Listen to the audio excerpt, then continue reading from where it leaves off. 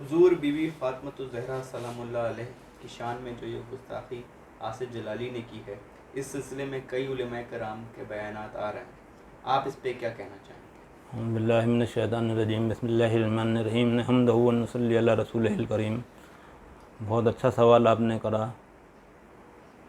اللہ تعالیٰ قرآن پاک میں سورہ احزاب میں آیت نمبر 57 میں فرما رہا ہے، جو اللہ کو، اللہ کے رسول کو ایذا پہنچاتے ہیں ان کے لیے ذلت والا عذاب ہے، اللہ تیار کر رکھا ہے، اور اللہ کی اور اللہ کے رسول کی ان پہ لعنت ہے۔ حضرات، جیسا کہ آپ جانتے ہیں کہ ہمارے آقا باعث تخلیق دین و دنیا ہے، آپ کی خاطر اللہ نے کائنات خلق کری، آپ کی اور آپ کی آل کی محبت ہم سب پر فرض کر دی گئی ہے، اور ہمارے آقا صلی اللہ تعالیٰ علیہ وسلم سردار انبیاء ہیں۔ تمام انبیاء، تمام کائنات آپ کا ادب کر رہی ہے، لیکن میرے آقا صلی اللہ تعالیٰ علیہ وسلم بی بی سیدہ پاک سلام اللہ علیہ و ام ابیہا کا اس قدر ادب فرما رہے ہیں کہ جب آپ تشریف لاتی ہیں تو آپ اس کے کھڑے ہو جاتے ہیں، آپ کا ہاتھ پہ بوسہ دیتے ہیں۔ اور آپ جانتے ہیں حضرات کہ آپ بی بی سیدہ پاک سے کس قدر محبت فرماتے ہیں تھے کہ آپ نے فرمایا کہ فاطمہ میرے بدن کا ٹکڑا ہے۔ بی بی سیدہ زہرا کو تکلیف پہنچانا، ان کی شان میں کوئی بھی الفاظ کہنا، سیدھا حضور صلی اللہ علیہ وسلم کو ایذا پہنچانا، اللہ کو ایذا پہنچانا ہے۔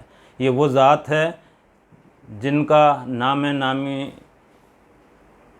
اسم گرامی لینے کی ہم لوگوں کی زبان اس لائق نہیں ہے کہ ہم ان کا نام پاک اپنی زبان سے لیں، چاہے جائے کہ یہ کسی بھی طرح کی سوچ یا کسی طرح کے بھی بیانات آپ کی ذات پہ کیے جائیں، یہ اللہ کے رسول کو سیدھا ایذا پہنچانا ہے۔ حدیث شریف سند کے ساتھ ہے، حضرت ابن عباس سے روایت، حضور صلی اللہ علیہ وسلم نے فرمایا کہ میرے اہل بیت میری تینت سے پیدا فرمائے گئے ہیں، میری تینت سے، تینت کے معنی ہوتے ہیں خمیر۔ جب آپ کوئی چیز بھی بنائیں گے تو جیسے روٹی آپ پکاتے ہیں تو اس کا خمیر آٹا ہے، اس کی بیس آٹا ہے، اس کا اثر روٹی میں آتا ہے۔ تو آقا دو عالم صلی اللہ تعالیٰ علیہ وسلم نور ہیں، آپ اللہ کا نور ہیں، اور آپ کے نور سے ہی اہل بیت خلق ہوئے ہیں۔ تو حضرات، آپ جانتے ہیں حضور کی حدیث شریف ہے، آپ نے فرمایا یہ میری اہل بیت میری تینت سے پیدا ہیں، ان کو میری عقل دی گئی ہے، ان کو میری سمجھ، میرا فہم دیا گیا ہے، ان کی عقل، ان کی سمجھ، ان کا فہم میرا فہم ہے۔ تو آقا دو عالم صلی اللہ تعالیٰ علیہ وسلم سے یہ جدا نہیں ہیں، یہ وہ ذات ہیں کہ یہ نور سے پیدا کیے گئے ہیں۔ اور حدیث شریف ہے کہ آپ نے فرمایا کہ میرے اہل بیت گناہوں سے پاک و صاف ہیں۔ تو آپ کے بارے میں کسی طرح کی لب کشائی کرنا یعنی کہ اللہ اور اللہ کے رسول پہ، قرآن کے اوپر تہمت ہے، اور اس پہ اللہ کی اور اللہ کے رسول کی لعنت ہے۔ یہ لعنت اللہ کے رسول کی اس شخص پہ ہے جو شخص یہ بے ادبی کر رہا ہے۔ اچھا، دو قسم کی باتیں ہوتی ہیں، انسان سے غلطی ہو جاتی ہے، المرکب خطا و نسیان، انسان خطاؤں سے بنا ہوا ہے۔ اگر آپ کی خطا ہو جائے، کوئی غلطی ہو جائے اور آپ اس کی صدق دل سے معافی مانگ لیں تو اللہ تعالیٰ اسے معاف کر دیتا ہے، لیکن خطا کرنے کے بعد آدمی اپنی خطا پہ، اپنی غلطی پہ بضد رہے تو اس کا مطلب یہ ہے کہ اس نے اپنی لعنت کا انتظام کر لیا، اور اس پہ اللہ کی لعنت و عذاب ہے، جس کو ہم اور آپ توفیق نہیں دے سکتے ہیں، کیونکہ وہ لعنتی ہو گیا۔ اور یہ بیان میں نے ان کے سنے ہیں آصف جلالی کے کہ اس نے گستاخی کری، اس کے بعد اس گستاخی کو وہ معافی نہیں مانگ رہا ہے بلکہ اس پہ پردہ ڈالنے کی کوشش کر رہا ہے۔ میرا یہی کہنا ہے آج اس دور میں، کیونکہ یہ وہ ذات ہیں کہ جس کے لیے ہمارے سرکار محبوب حق امام السالکین، جو سلسلہ چشتیہ قادریہ کے جانشین حضرت نیاز بن نیاز قطب عالم مدارم شاہ نیاز احمد صاحب قدس عزیز کے جانشین سویم ہیں، فرما رہے ہیں محمد رمز وحدت ہے، کوئی راز اس کا کیا جانے، شریعت میں نہ ہم سمجھے، حقیقت میں خدا جانے۔ یہ ذات اللہ کے رسول کو کے سوا کوئی نہیں جان سکتا۔ حضرات، میرا یہی کہنا ہے کہ آپ کو اگر آقا دو عالم سے محبت ہے تو ان کی آل، ان کی اصحاب کی شان میں کسی طرح کی کوئی بھی لب کشائی نہ کریں، اور اللہ تعالیٰ سے توبہ کریں اور اپنے گناہوں کی معافی مانگیں، چونکہ یہ حالات آج موجودہ دور میں کورونا کی شکل میں نازل ہیں، تمام دنیا میں قہر خداوندی نازل ہے۔ اس کی وجہ یہی ہے کہ لوگوں کے اتنا سب کرنے کے باوجود گستاخیاں نہیں رک رہی ہیں۔ ہم مسلمانوں میں بہت بڑی بدنصیبی، محرومی ہے کہ ہم آقا دو عالم کی آل کی شان میں، کبھی اصحاب کی شان میں، کبھی اولیاء کرام کی شان میں طرح طرح کی باتیں کرتے ہیں، جس سے جو ہے اللہ کا قہر بڑھ رہا ہے۔ لہٰذا میرا کہنا یہ ہے، چونکہ یہ وہ ذات ہے جس کی تعریف ہم جیسے نہیں کر سکتے۔ شان ہو قربان جس پر وہ تمہاری شان ہے، شان ہو قربان جس پر وہ تمہاری شان ہے، سیدہ الفت تمہاری حاصل ایمان ہے، سیدہ الفت تمہاری حاصل ایمان ہے۔ حضرات میں یہی کہنا چاہوں گا کہ بی بی سیدہ پاک سلام اللہ علیہ بیہ جو ہیں وہ سرکار دو عالم صلی اللہ علیہ وسلم کے جسم کا ٹکڑا ہیں، لخت جگر ہیں، آپ کی جو سرشت ہیں ان کی آپ کی تینت حضور کی تینت ہے۔ آپ کے اوپر کسی طرح کا کوئی سوچنا، کسی طرح کی لب کشائی ہرگز نہیں کرنا چاہیے۔ اور اگر یہ علماء اکرام یہ سمجھ لیں اور زیادہ لعنت ملعنت اور زیادہ اس بات کو نہ اٹھائیں، چونکہ آصف جلالی کا میں نے بیانات سنے تھے، اس نے اپنی اس غلطی سے توبہ نہیں کی ہے۔ لہٰذا میرا یہی کہنا ہے کہ ہم رسول آل رسول سے محبت کریں اور وہی راستہ اختیار کریں۔ صحیح العقائد یعنی سنی عقیدہ، صراط مستقیم پہ جو لوگ چلنا چاہتے ہیں ان کے لیے آپ کیا کہیں گے؟ دیکھیے صراط مستقیم کیا ہے، آپ سب جانتے ہیں۔ جب اللہ تعالیٰ نے قرآن مجید کو مکمل کر دیا، یعنی وہ وقت تھا حجۃ الوداع کا، جس وقت ہمارے آقا دو عالم صلی اللہ علیہ وسلم نے حج کا اعلان فرمایا، اور حج کے موقع پر آپ نے تمام ارکان ادا کرنے کے بعد پھر تمام امت کے لیے وصیت اپنی جاری کری۔ اور وہ وصیت کس کے لیے کر رہے ہیں؟ جو صحابہ اکرام ہیں، جو ہر وقت آپ کو دیکھتے ہیں، آپ کی صحبت میں آپ کے روبرو رہتے تھے، ان سے فرما رہے ہیں کہ اب میں تمہارے درمیان دو وزنی چیزیں چھوڑے جا رہا ہوں، انی ترکت فیکم ثقلین، یعنی کہ ان دونوں بھاری وزنی چیزوں کو اگر تم تھامے رہو گے تو ہرگز گمراہ ہو ہی نہیں سکتے۔ یہ اس بات پر آپ کو ہمیں غور کرنا ہے کہ آپ کا فرمان ہے کہ گمراہ ہو ہی نہیں سکتے، یعنی کہ آپ اس نے اعتماد کے ساتھ، ایک گارنٹی کے ساتھ فرما رہے ہیں کہ سوال ہی نہیں ہے جو اہل بیت کو قرآن کا دامن تھاما رہے گا وہ گمراہ ہو جائے۔ حضرات آج ہم اور آپ جو گمراہی کے راستے پہ ہیں مسلمان، اور آج طرح طرح کی جو باتیں ہیں، طرح طرح کے فرقے اور طرح طرح کے بیانات آ رہے ہیں، اس کی سب سے بڑی وجہ یہی ہے کہ آقا دو عالم صلی اللہ تعالیٰ علیہ وسلم کی ہم وصیت پر عمل نہیں کر رہے ہیں۔ نہ تو ہمارے ہاتھ میں صحیح سے قرآن ہے، نہ ہمارے ہاتھ میں اہل بیت کا دامن ہے۔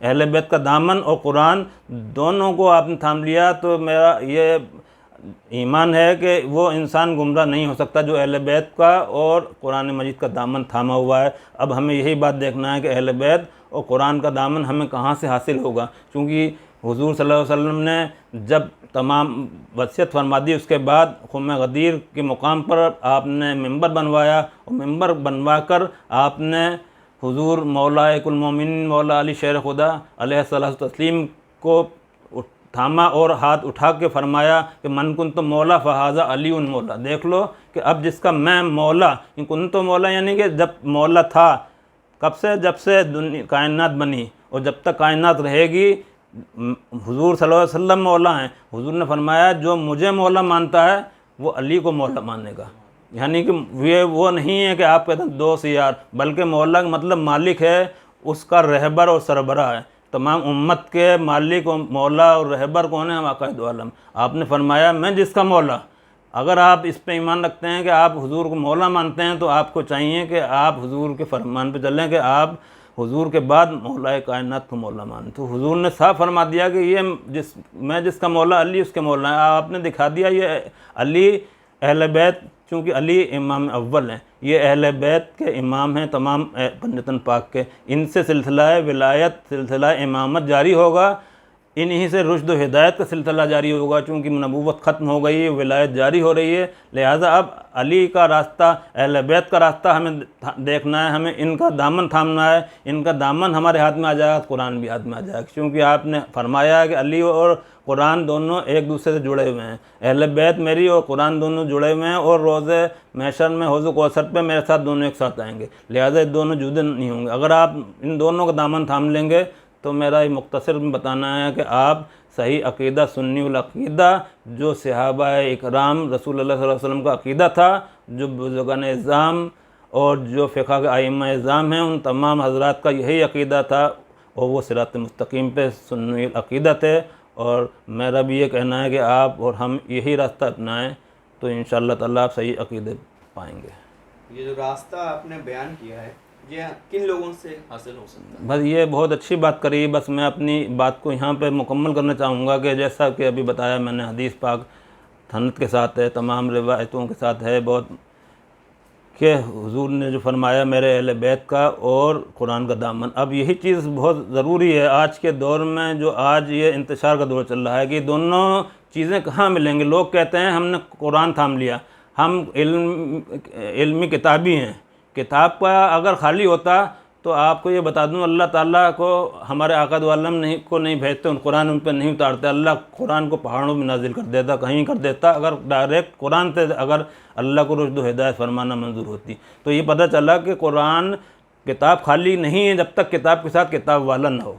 تو پتہ ہی چلا کہ کتاب کے ساتھ کتاب والے کی بہت ضرورت ہوتی ہے. لہٰذا آپ کتاب قرآن مجید جو تمام کتابوں کی کتاب ہے، اس کو تھامنے کے لیے آپ کو چاہیے کہ اس کا لیے جو آقا نے فرمایا کہ میرے اہل بیت اور قرآن کو دونوں کو دامن، تو آپ کو دونوں کو دامن کہاں سے تھامنا ہے، یہی چیز دیکھنا ہے حضرات. جب آقا دو عالم صلی اللہ علیہ وسلم کا جب آپ کے لیے یہ آیت اتری، الیوم اکملت لکم دینکم واتممت علیکم نعمتی، آپ نے فرمایا کہ اب یہ کام مکمل ہو گیا. دین جو تمام 1,24,000 انبیاء دین کو جس کی تبلیغ کر رہے تھے، وہ دین آقا دو عالم پر مکمل ہوا. اور جو کتابیں جو صحیفیں اللہ کی آ رہی تھیں، وہ صحیفہ تمام صحیفے جو ہے قرآن مجید میں آ کے مکمل ہو گئے. لہٰذا اللہ تعالیٰ نے فرمایا کہ اب جو ہے وہ بیان کر دو کہ اب رشد و ہدایت کیسے جاری ہوگی. آپ نے حضور مولا کائنات کو بیعت فرمایا، جس کو طریقت کی بیعت کہا جاتا ہے. وہ بیعت طریقت ہے، وہ ولایت کی بیعت ہے. وہاں سے سلسلہ ولایت شروع ہو گیا، سلسلہ نبوت ختم ہونے والا تھا. حضور صلی اللہ علیہ وسلم کی حیات ظاہری کی پردہ فرمانے کے بعد نبوت ختم ہو گئی، ولایت جاری ہو گیا. اور آپ نے جو سلسلہ جاری کیا ولایت کا، وہ جو اولیاء اکرام تسلسل سے جن کے سلسلے حضور مولا کائنات تک پہنچتے ہیں، وہ صحیح معنوں میں مولا کائنات کا دامن تھامے ہوئے ہیں. ان کے ہاتھ میں مولا مشکل کشا کا دامن بھی ہے اور قرآن کا دامن بھی ہے. وہ آپ جانتے ہیں جو 4 پیر 14 خانوادے کہلاتے ہیں، حضور مولانا کے 4 خلیفہ ہوئے.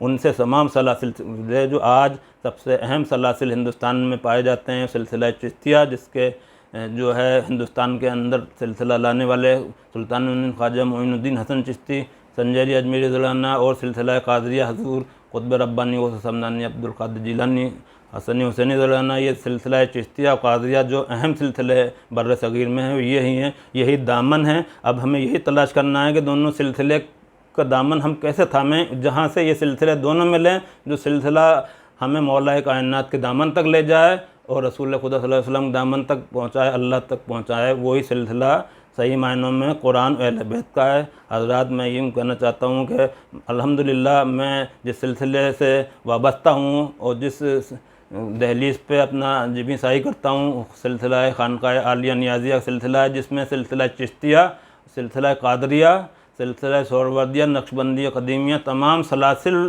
آ کے اس سلسلے میں ضم ہو گئے ہیں. وہ سلسلہ نیازیہ کہلاتا ہے. الحمدللہ وہ سلسلہ ایسا سلسلہ ہے جو حضور نیاز بن نیاز سے ہمیں حاصل ہوا ہے. سرکار قطب عالم مدار اعظم جو سرکار غریب نواز کے 15ویں جانشین ہیں، 16ویں جانشین ہیں، اور سرکار غوث پاک رضی اللہ عنہ کے 14ویں جانشین ہیں. آپ سلسلہ چشتیہ قادریہ کی جانشینی بھی حاصل ہے، اور تمام سلاسل کا سنگم نیازیہ سلسلہ بن گیا ہے. اور انہی کے عقیدے پہ ہم چلتے ہیں. جو آپ نے فرمایا کہ جس نے اہل بیت اطہار کی قصداً و عناداً مخالفت کری، اس کا ایمان لاحق تحقیق ہو گیا. اور جس نے صحابہ کی تعظیم کے بارے میں بتاتے ہیں کہ جس نے صحابہ رسول اللہ صلی اللہ علیہ وسلم کی ذرا سا بھی سوء ظن رکھا، اس کا ایمان متزلزل ہو گیا، یعنی کہ ایمان کی عمارت ہل گئی. ہمارا یہی عقیدہ ہے. سرکار کے جانشین سوئم حضرت محمد تقی عزیز میاں، جن کو محبوبیت کا مقام حاصل ہے، آپ فرما رہے ہیں صدیق جلوہ ریز جمال محمدی، فاروق پردہ دار جلال محمدی، عثمان حیا پذیر خصال محمدی، و حیدر مقیم بزم کمال محمدی. ہمارا یہی عقیدہ ہے. آپ بھی حضرات یہی عقیدے جہاں پر ہو اس سلسلے سے جڑ جائیں. وہی سنی اور صحیح عقیدہ کہلاتا ہے جو آپ کو قرآن و اہل بیت تک پہنچاتا ہے. وما علینا الا البلاغ المبین.